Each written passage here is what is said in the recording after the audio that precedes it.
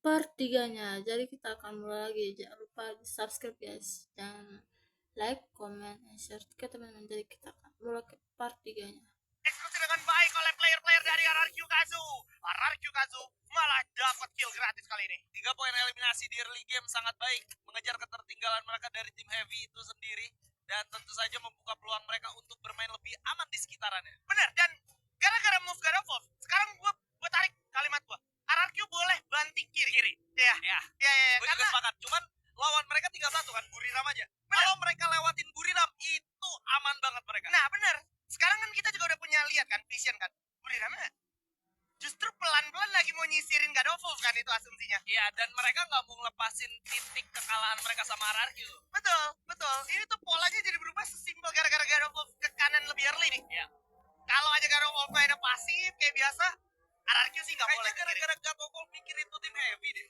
Iya. Selama itu bukan tim RRQ, iya, mereka tuh gak bakal berani untuk langsung masuk ke sana. Bener.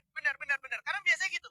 Mereka mainnya di golf course aja. Iya. So, ini jadi interesting. Pergerakan dari setiap tim sedikit banyaknya berubah setelah 6 game bermain.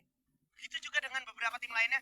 Tapi kita harus lihat juga gimana akhirnya semua momentum yang terjadi di early game ini lumayan menguntungkan untuk Onyx yang masih juga punya peluang untuk perlahan merangkak at least masuk ke top 9.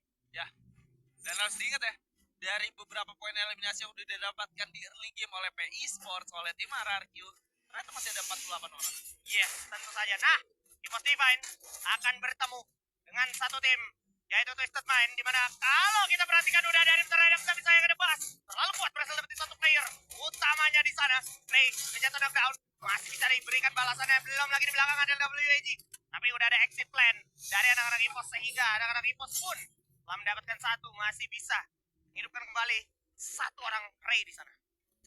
Ya, 3 poin eliminasi, kehilangan seorang Ray, setidaknya mereka udah ngebuka map di bagian depan, dan RRQ kali ini berhasil mendapatkan seorang player dari God of War barusan, membuka peluang mereka untuk bermain lebih pasif di bagian sana. Dan ini mereka juga harus aware, di sisi kiri biasanya kan ada EVOS, mereka udah memperhitungkan hal itu, tapi ternyata EVOSnya nggak ada. Nah, mereka harus komit ke arah sebelah kanan nih sebenarnya. Bener, jadi dia udah tahu nih, ini dia rombongan terakhir yang ada di belakang, dia udah tinggal nge-push orang-orang yang ada di kanan doang. Dan itu coba dilakukan sama asumsi mereka kan di kiri masih ada EVOS gitu yang nge-clear. Yes, so itu dia teman-teman, sedikit trivia penjelasan gimana lo bermain sebagai pro player yang punya mindset secara garis pesawat. Nah, tembakan demi tembakan coba ciptakan satu terus satu juga dari Crime menuju ke arah Ray. Setelah tadi Gedai sempat knockdown, tapi harusnya masih berhasil di revive.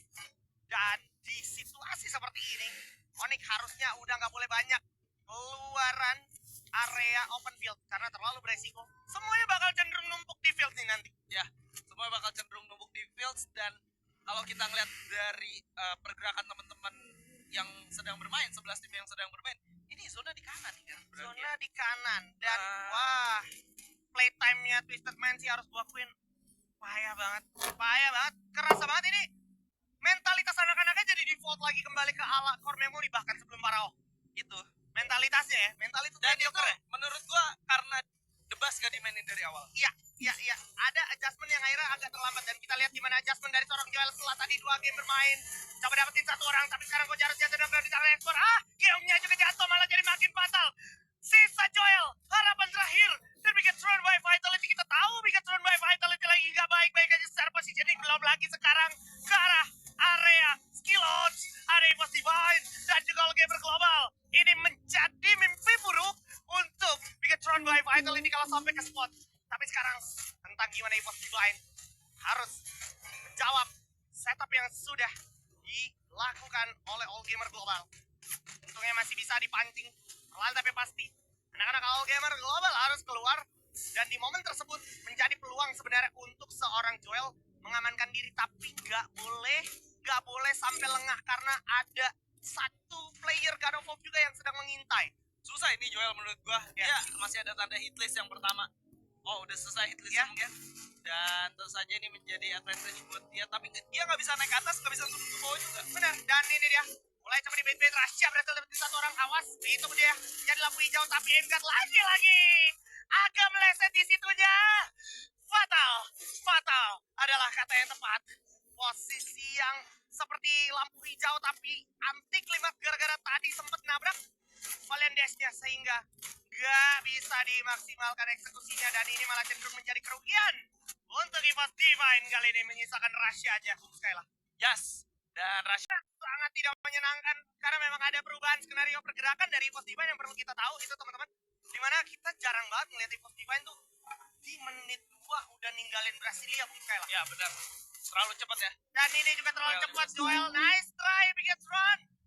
Semakin sulit aja posisi Bigetron dan semakin berat aja tantangannya untuk Bigetron. Berarti mereka harus mengulur game ini bahkan sampai game ke-10. Karena kalau EVOS mereka nggak jadi masalah, udah punya tiketnya. Udah punya tiketnya. Tuh. Wah gila sih. Ini pasti mereka harus gimana pun caranya diulur gamenya. Nggak boleh selesai di game 8 maupun di game 9. Tapi permasalahan yang lebih beratnya adalah RRQ-nya masih hidup dan dapetin zona selanjutnya, begitu juga tim Heavy. Betul. Pokoknya Heavy ataupun RRQ menyelesaikan game ini dengan goyah. Wah, udah selesai. Bigetron positif gak lanjut main ke Jakarta di Global Final. Betul. Karena Onyx kita tahu masih hidup di sana dan dia masih cukup produktif sedikit banyak, entah itu dari placement, entah itu dari poin eliminasi. Dan perlu diingat juga beberapa tim juga lagi menghantui untuk masuk ke Champion Rush juga, kayak Falcons, kayak Buram United. Ya. Bahkan God of Wolf, kalau misalkan God of Wolf meledak di game kali ini. Dan kita ngeliat juga nih, titik panas tentunya berada di bagian dari Fields. Ini bukan kabar baik sebenarnya buat tim RRQ, karena kalau kita ngomongin tim RRQ, mereka geraknya dari selatan aja. Ini mereka bakal lebih aman ya, Jispen. Tapi kalau mereka stay di sini, mereka tuh bakal ngadepin wave yang cukup berat. Kenapa gitu? GOW bakal gerak ke arah mereka menurut gua. Ya, atau mungkin GOW bakal gerak ke bagian atas, ngikut dengan fight yang ada di WAG. Kalaupun dia, mereka bakal kedatangan wave selanjutnya. Onyx, abis Onyx, mereka masih punya siapa lagi? Masih ada tim Falcon juga. Walaupun menurut gua, kalau gua jadi tim Falcons, pasti lebih memilih untuk naik ke atas. Ya, perang tuh. Ya, udah sekalian ambil atas, dapat grounding atas juga jadinya. Ya. Dan sekarang kita melihat Eagle Eye ground view dari WAG dan juga P-Sport yang sebenarnya udah saling tatap dan juga saling mengetahui keberadaan masing-masing. Tapi pilihan dari WAG adalah dia bakal ambil grounding dan juga compound terlebih dahulu. RRQ udah menotis keberadaan dari Onyx. Hati-hati, ini bisa menjadi sangat fatal ketika RRQ harus terkena wipeout oleh Onyx, dan Onyx sebenarnya juga bisa menghentikan langkah dari RRQ.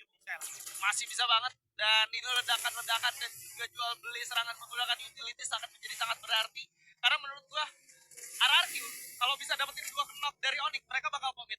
Ya, karena ini posisi yang ideal sebenarnya. Betul. Satu pick dari Maal aja, nih bakal dikasih spam util.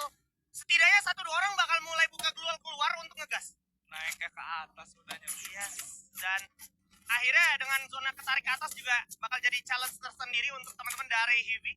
Karena Heavy sekarang juga sebenarnya walaupun di dalam zona, bentar kita simpan pembicaraan Heavy karena bakal ada upaya rush coba diciptakan oleh anak-anak dari Onyx. Adam udah membaca situasi. Dari kiri juga udah coba dibaca. Ini stepnya kedengarannya cenderung kemana? Oke, udah mulai stack 4 ada di sebelah kiri. Udah coba dikasih utilitas keluar dulu masuk. Ada dir dapetin 1 orang crime. Abai harus tumbang knockdown. 1 tukar 1, 2 tukar 3, dan sekarang kedai menutup langkah dari RRQ di sana. RRQ ganas di tangan Onyx Olympus dengan M79 di tangan seorang kedai. Bagus banget dipaksa buat main keluar 3 player emang kena, tapi kedai backupnya luar biasa baik, sangat bisa diandalkan dengan posisi berada di bagian atas dari batu, membuat keuntungan tentunya berada di tangan Onyx. Dan kali ini tersisa 21 orang aja dan 6 tim yang hidup termasuk Heavy masih ada, tapi peluang dari Heavy mulai dipertanyakan karena Onyx mungkin bakal memakan Heavy selanjutnya. Belum lagi ada Falcons, tapi kita simpan karena ada Buram United bertemu dengan 1 player dari WAG. Kalau Buram United kecolongan ini bakal fatal banget karena sebenarnya Wasana udah terlanjur jauh. Untung Juna berhasil dapetin 1-2 player. Please One di sana dan Cyrus pun kandas. WAG kandas di tangan Buram United. Lahan tapi pasti itulah gaya permainan dari Buram. Sekarang tinggal gimana sang landak kuning akan menghabisi tim-tim yang sudah mendapatkan Champion Rush. Heavy akan menjadi target selanjutnya. Ini benar-benar menegangkan tentunya. Bakal digasin sama Putra bersama seorang kedai juga. Tapi perlu diingat Onyx di sini kondisinya lumayan kritis sebenarnya. Dan udah jauh dari arah vending machine. Kedai lebih milih untuk gerak ke arah rumah area kayu depan. Ngelabuhi pergerakan dari Heavy. Ada dulu yang kayak gitu. Banyak. Iya bro, jagoan gua. Nah itu menurut gua boleh ditanemin juga sama teman-teman survivors di rumah yang kayak masih emang semangat kompe, mungkin nanti ikut FPNS gitu ya kan. Kita coba tembak ke arah debas, Rasya coba cari pick up, itu dia momennya sekarang adik-adik, karena tim Falcon sudah naik ke atas, tapi Emgat dalam bahaya sekarang, bakal coba dikejar sama debas. Ada Riptar Redem, masih bisa sabar, oke dapetin sebuah bis, tapi ini benar-benar tentang satu momen penting. Jam berhasil dapetin Rasya, wadah obvious. Kita bisa lihat gimana Twisted Band dan juga Falcon mendapatkan grounding atas dan bawah Evo terjepit. Sanggupkah keajaiban diciptakan sama anak-anak Evo Tiban sang juara dunia kali ini? Masih ada Ray, aduh udah jatuh knockdown. Aimgun juga jatuh knockdown di depan. Kau maaf. Oh, so sweet. Guys, di situ sampai situ sini aja guys. Jadi nanti aku akan upload kayaknya besok atau hari ini guys. Hari ini kayaknya aku upload part satunya dulu, nanti besok aku upload part 2 nya, part 3 nya. Jadi sampai sini dulu, bye bye, next to time for watching.